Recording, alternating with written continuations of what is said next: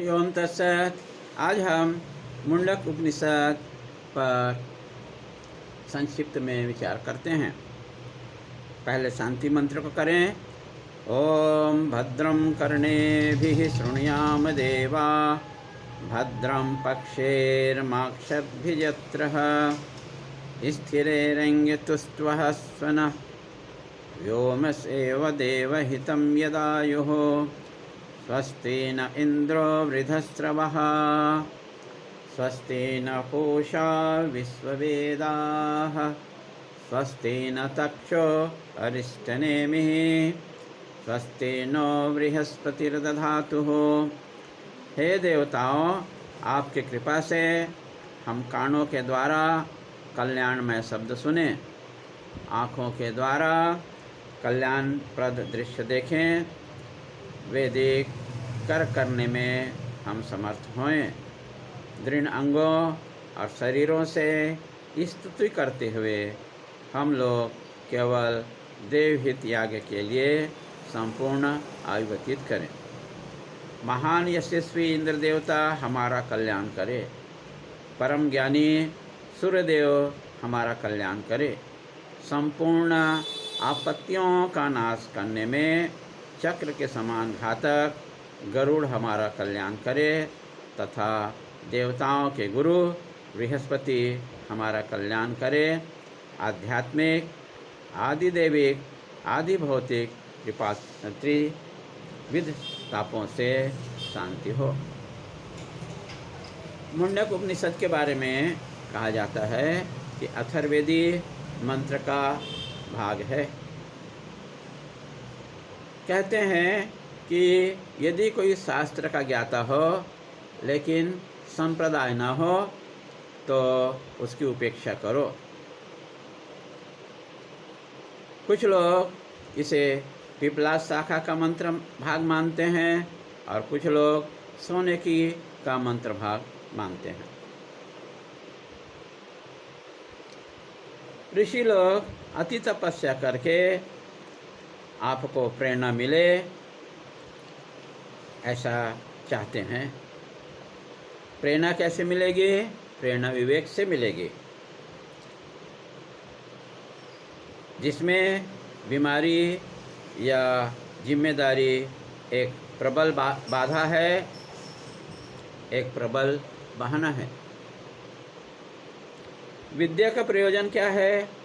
साध्य साधन स्वरूप, अर्थात मोक्ष प्राप्त करना साध्य है और ब्रह्म विद्या साधन है। दो विचार लेंगे, कर्म और ज्ञान। कर्म और ज्ञान की सामुज्यता नहीं है। कर्म ज्ञान उत्पत्ति में सहयोग देती है और ज्ञान से ब्रह्म विद्या सीधे देती है। अपर विद्या से अविद्या का नाश नहीं हो सकता, मोक्ष नहीं मिल सकता, लेकिन अंतःकरण शुद्ध जरूर होता है। सभी में वैराग्य होगा, पराविद्या से मोक्ष होगा। अविद्या से मोक्ष नहीं होगा। समस्त साधनों में वैराग्य हो जाएगा तो मोक्ष होगा। मुंडक उपनिषद का प्रयोजन क्या है? ब्रह्म ही ज्ञान कर्म समुच्चय का निषाद किस लिए करते हैं? ज्ञान मात्र से ब्रह्मचर्य आदि सभी आश्रमवासियों का बराबर में अधिकार है, लेकिन संन्यास युक्त विद्या मोक्ष प्रदायिनी है।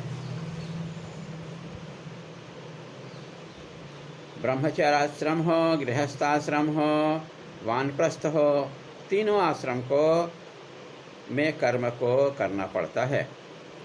नित्य संध्या पूजा करना पड़ता है, क्योंकि तीनों में कामना रहती है। इसलिए संन्यास के बिना ब्रह्म विद्या प्राप्त नहीं हो सकते। अतः कामनाओं को त्यागो, सारी जिम्मेदारियों को छोड़ दो भगवान के ऊपर में, क्योंकि कृतत्व है तो जिम्मेदारी है। अतः कर्तृत्व भोक्तृत्व को त्यागो